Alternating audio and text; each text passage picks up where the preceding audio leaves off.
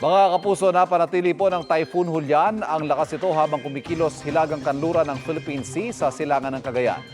Huling namataan ng pag-asa ang bagyo sa 235 kilometers east ng Calayan, Cagayan.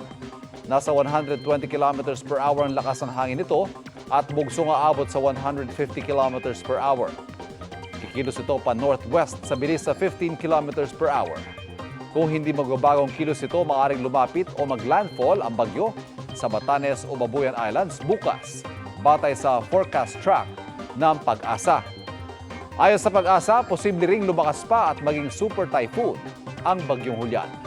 Dahil sa bagyo, signal number 3 sa Batanes at northeastern portion ng Babuyan Islands, signal number 2 sa mainland Cagayan, natitirang bahagi ng Babuyan Islands, Apayao at northern at central portions ng Ilocos Norte.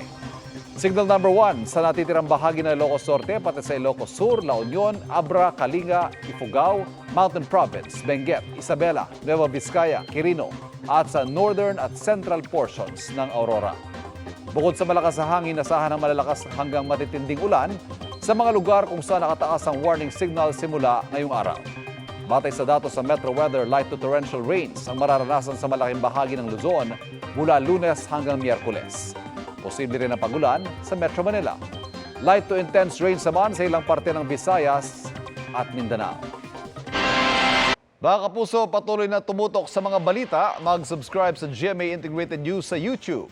Sa mga kapuso abroad, samahan niyo kami sa GMA Pinoy TV at www.gmanews.tv.